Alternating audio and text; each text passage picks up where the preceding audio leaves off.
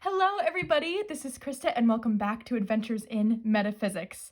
Now I literally just walked in the door after racing home from work because look what I just got in the mail. Ta-da! I'm so excited. Now I feel like the biggest hypocrite in the world because I know every time I show my cat tarot, I keep saying that I don't need any other cat tarot deck because I have that one. But this one's different. The cat tarot is like modern cats, if that makes sense, where I feel like, at least from what I've seen, this is like mystical cats. And there's a huge difference there. My cat tarot I use pretty much only for readings for Stevie, my cat, or I guess other cats. I know if that ever happens. Where this one I feel like I'll be able to use for myself. It doesn't have such an intense, doesn't seem like it has such an intense cat energy that it like doesn't feel like it's for me. But anyway, I'm gonna stop talking and we are going to open this. I haven't even taken the plastic off, so we're gonna do that together. I've only seen one flip through of this. Otherwise, I've not really watched much. Mostly because I couldn't find much out there yet. So this is going to be a bit of a surprise because I don't think I remember the images super well, but we'll see. Okay, we got it. All right, so I didn't even say anything about this. So this is the Soul Cats Tarot by Lisa Robertson, art by Adam Ohlers, which, if you don't recognize that name, it is the same artist that does Oak, Ash, and Thorn and Smoke, Ash, and Embers. So I think it's really, really awesome that we are able to get some of his beautiful artwork in a mass market deck. That was really, really exciting to see. So this is put out by Llewellyn. So it's their classic, really nice magnet box. And it comes with one of their beautiful books. They give these really nice large guidebooks with full, oh, I don't want to be spoiled, but with like full colored images. It's really beautiful. I love this cat here. How pretty is that? See what I mean by mystical? They are mystical cats. So anyway, I'm going to take the cards right out. Oh my gosh, look at the eye at the bottom of this box. That's super cool. All right, let's get the plastic off of this as well. Do we have a pull tab somewhere? I'm horrible with these pull tabs, though, I have to say. You know what? We are going in with the scissors. We're just going to be careful. We'll do a little... Okay, we're in. We're in. I think right now, Llewellyn might put out, oh my gosh, I say that name wrong. I know I do. It's Llewellyn, and my brain always wants to say Llewellyn. I have no idea where I got that from, but it's Llewellyn. And I think they put out some of my favorite mass market decks. I love my Everyday Witch. I love my Forest of Enchantment. That might be my only decks, but those are really some of my favorite mass market ones. Anyway, so these are the backs. We have this beautiful cat's eye. The cardstock feels just like, you know, their other decks. They're bendable, but I wouldn't say that they're flimsy by any means. I really like the Llewellyn decks. I'm saying it right. I'm learning it. All right, let's get into this flip through. I think I'm going to bring the camera in just a little bit, so I apologize if there's some shaking. Oh, no, we did that pretty smoothly. That was kind of impressive. Okay, so we're starting off with our Fool. We've got this orange cat here with the broomstick. That's really pretty. I'm really excited to read the guidebook as well. The Magician. We've got the little lemniscate as his collar charm. Oh my gosh. And it seems like, yeah, we've got our 4 elements right here as well. And I love this imagery of these nests of eggs and the candles. Beautiful. This background looks like he's in some sort of, you know, like Victorian style mansion. I love that. The High Priestess. That's our image from the guidebook. So pretty. The Empress. Oh my gosh, look at these other little animals we get here. We've got our mouse, a hedgehog, a rabbit. How cute.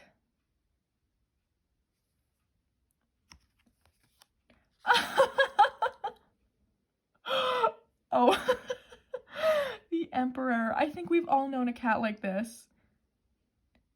We all love a good chunky cat though. With the squirrel. Super interesting. I feel like the extra animals we get are really reminiscent of Oak, Ash, and Thorn. The Hierophant. I love this image of this cat, how it's got kind of one eye squinted like that. I think you could look at it in different ways. I think I've seen some interpretations of the Hierophant as, I guess if you're looking at the shadow aspect, as someone who may be tricking you, or you're someone you follow sort of without much reason in terms of that they're not really telling the truth. So I think you could look at this winking in that way, which I think could be really interesting. But also, I think you could look at the closed eye as this cat is really connected to their intuition and their inner voice. They don't really need to fully see because they're really good at trusting that intuition. I think that's a way you could look at it too, which is interesting. The Lovers. Oh my gosh, I love when cats sort of boop their heads together like that. It's so sweet. And I love this mist wrapping around them. The Chariot. Oh my gosh. Is that a cat that... Oh, it's a little kitty who's missing legs. I love that.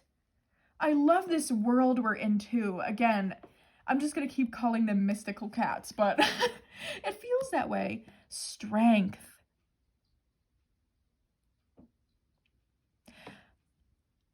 That's a really interesting card. I immediately saw that as not necessarily the cat being purposefully or accidentally tangled up. I see that as almost self-restraint, as strength and self-restraint of the natural instincts is to hunt this mouse, but it almost seems like this cat is resisting that urge.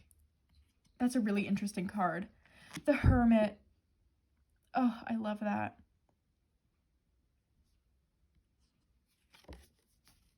The Wheel. Oh my gosh. It's like those dog poker paintings. This one feels a little out of place to me. I mean,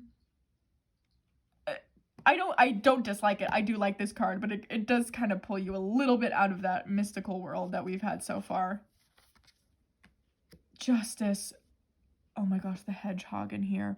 It looks like a little like banker cat almost, in charge of keeping everyone's charges and things like that. That's really interesting.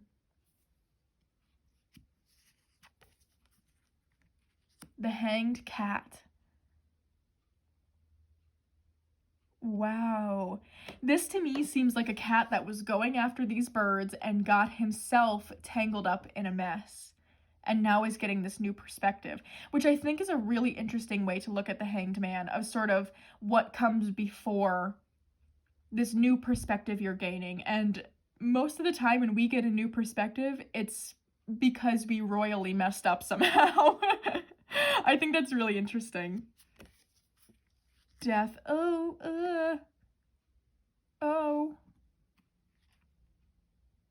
Oh my goodness, he's got the little mouse. That's a pretty intense death card, I will say. Temperance.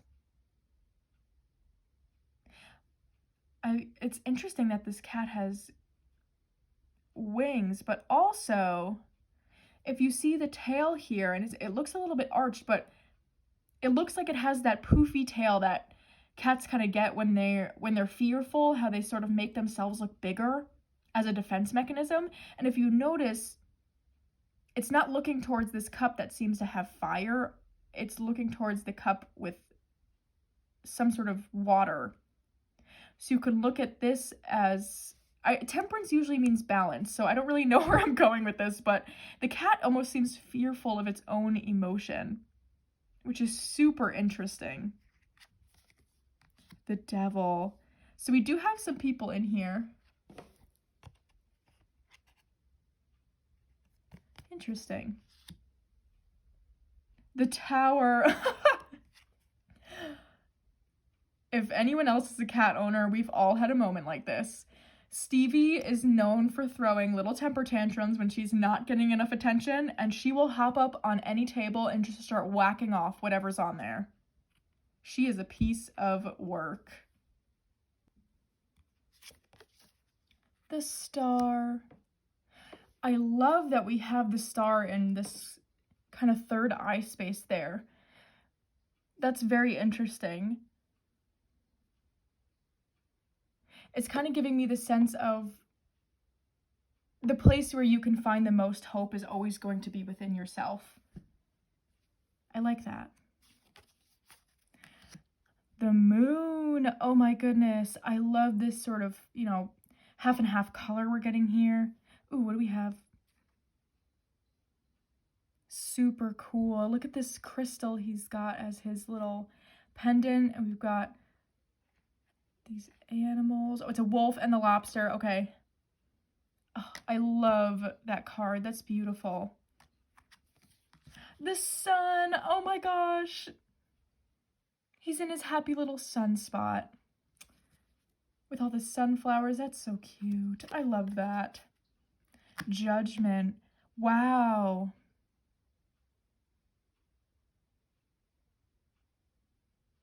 That's interesting. It does kind of give me the sense of judgment in a fearful way. So I'm not certain how I feel about that. But again, I'm interested to read the guidebook. Just because bunnies is like another thing cats would usually hunt. But they don't seem fearful. I don't know. I'll have to look into that one. The world. I love this card. I love the muted tones. Again, we get this very vintage background, and I love that. Ace of Pentacles.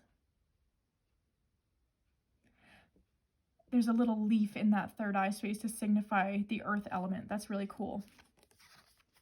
Two of Pentacles. You definitely get the sense of balance here. To stay in this little hammock has to be a lot of balance. Three of Pentacles. Look at this cat working together with all these animals. I love that because, again, all of these animals is something that a cat would usually go after in, a hunting sort of way, but they're all getting along here. Four of Pentacles, not letting that hedgehog have any.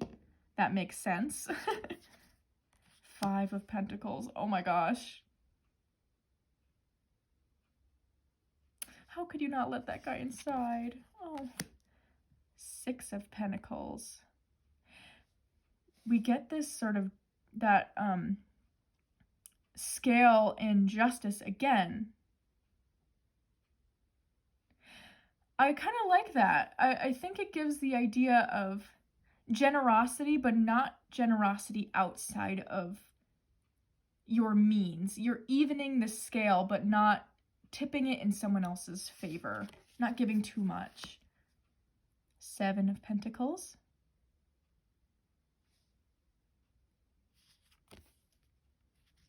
Eight of Pentacles. I would buy a piece with that art. No doubt. Nine of Pentacles.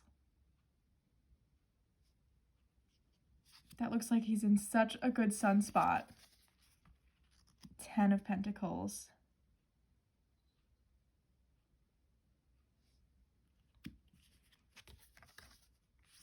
The Page of Pentacles. I love his little aviator goggles. That's super cute. Knight of Pentacles. Wow, look at all this striping. It's interesting the kind of mix of mystical cat and I guess, everyday looking cat we get here. The Queen of Pentacles, I love that. Again, with this leaf symbol as the third eye. And the King of Pentacles.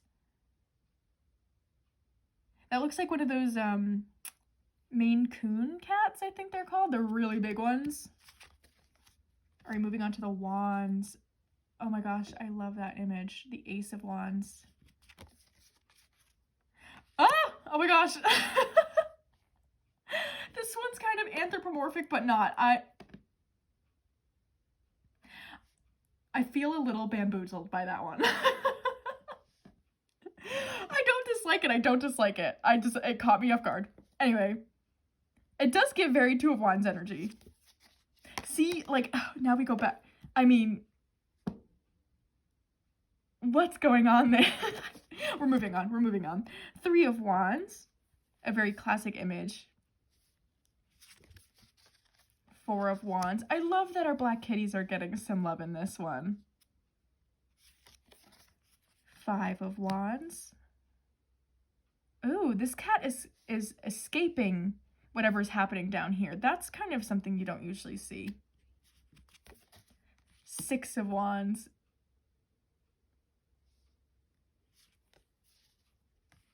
Seven of Wands.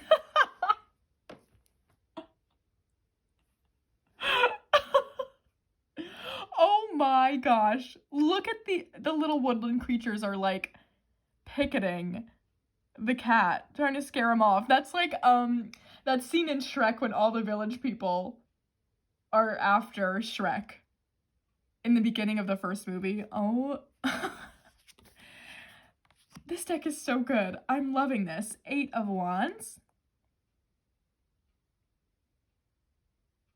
You don't necessarily get this sense of fast movement here, but I'm interested to see what the guidebook says about that. Nine of Wands. Definitely starting to look a little bit tired.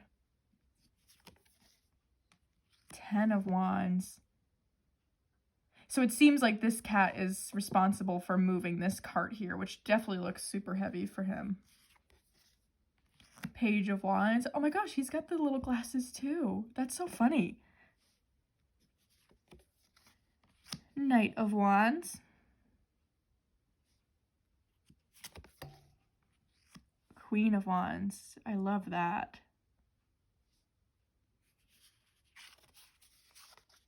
King of Wands. He's got a little goatee.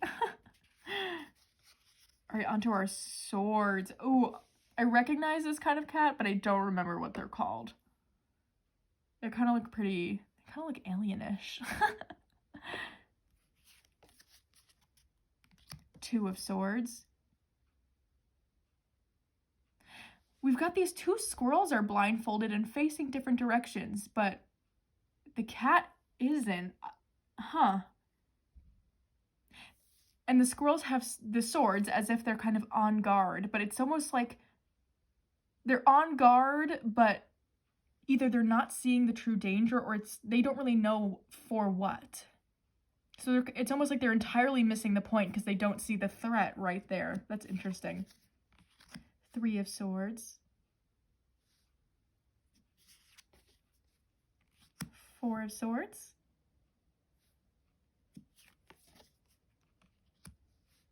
Five of Swords.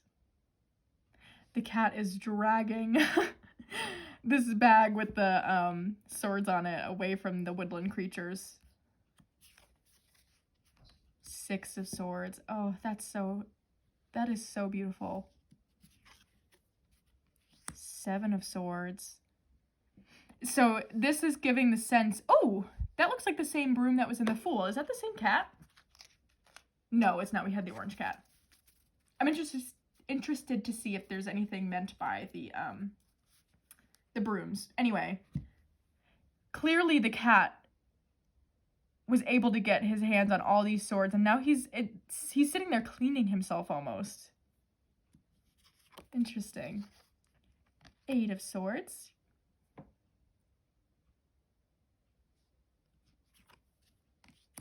Nine of Swords.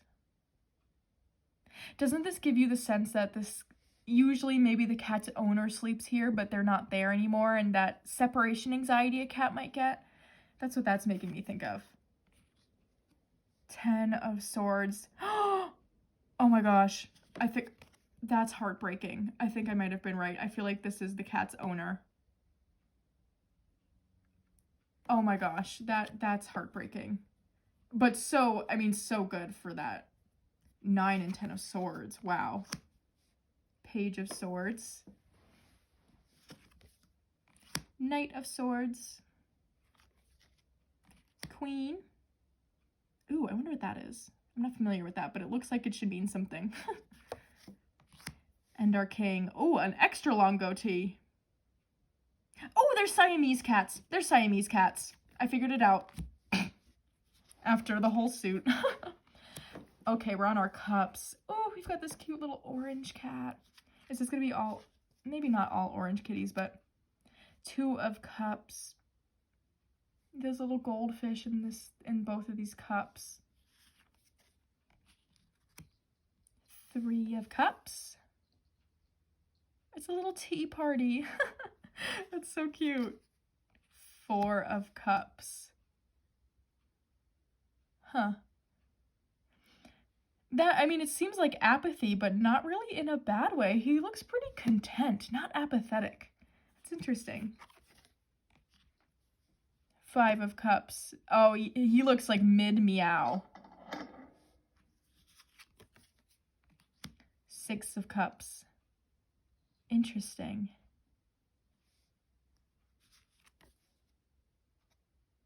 7 of Cups. I feel like these images seem really similar to me.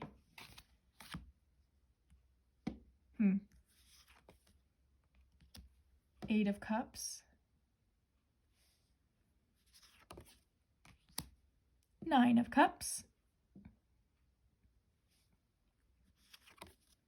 10 of Cups. Oh, that cat looks happy. And we've got our page. Oh my gosh, he's so cute. Knight. Queen.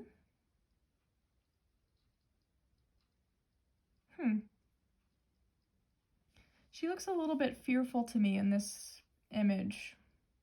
And look how rough the waters are. That's interesting. And King of Cups. All right. I think we should give these a shuffle and do a sample pull. I love how the Llewellyn cards shuffle. I am pretty much a hand-over-hand shuffler. I've not figured out riffle shuffling, so hand-over-hand it is. Most cards tend to work for me, but I do really like how these feel to hold. All right, a few more good shuffles.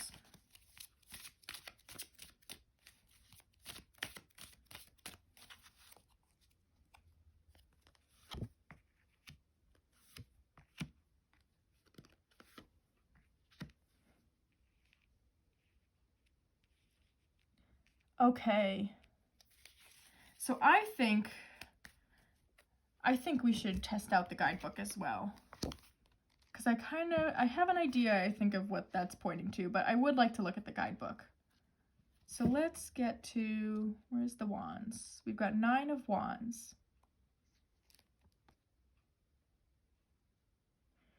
We all have our wounds, battle scars, and war stories. None of us walk this world without experiencing pain. For some, the battle leaves obvious marks, but for others, all the scars are on the inside, which is a great reminder to never judge another's pain by the way they look when they present themselves to the world. Wow. So you also get, that's the first paragraph, but you also get a guidance message and a protection message, which I love. I love when we get protection messages. I think that's so interesting. So let's get to the swords, and we'll read both of those, and then we will put them together. So we'll start with the 4. There's something wonderful about curling up in that warm spot in front of the fire, knowing you are safe, snugly, and protected. This is when you can let go, relax, curl into a fluffy ball, and enjoy a nice nap. It is okay for you to rest. You can take some downtime and trust the soul cats. It will do you good. Oh, that is such a good Four of Swords. I love that. I can't wait to show this to Rachel. She's going to love this. Okay, now we're on to the king. The king knows that the only really sovereign space one has is in one's own mind. Okay, so what I'm taking from these cards, and you can choose to take this as a personal message or not. I just kind of wanted to pull a sample here and see what happened. But what I'm taking from this is that the emotional scars we have and the emotional pains that we've experienced don't need to define who we are. If we can see them as events, not that they don't have a lasting emotional effect and not that they don't affect our lives, but if we can sort of rationalize them and see them clearly as not one and the same of us ourselves, it's going to allow us to sort of work through them much faster and be able to get to this comfortable, safe space again. But you can also see it as the way you get there is by allowing yourself the space to just be comforted and to do things that are comfortable for you and just to feel safe. I really like those cards. I think that's really interesting how they read. And sometimes I think the Nine of Wands, we can look at it as the emotional pain, but sometimes it's just taking on too much. You're starting to take on too much and you feel yourself on the brink of being burnt out. And so there's an interesting juxtaposition between these two cards, and I kind of think that if you can get to this King of Swords space of seeing things clearly, allowing yourself to have a clarity perhaps in your priorities, let's say, you can find a better balance between these two cards here. So not letting yourself get burnt out. You might get tired, you know, sometimes when you have to do harder work, you get tired. But knowing that you can come back and you're going to allow yourself to rest and allow yourself the things you need to get back to that safe space. So anyway, I hope you all enjoyed going through those cards with me. I am so excited to keep working with this deck. These cards are really gorgeous. I definitely recommend checking these out. But I hope you all have a wonderful, wonderful rest of your week.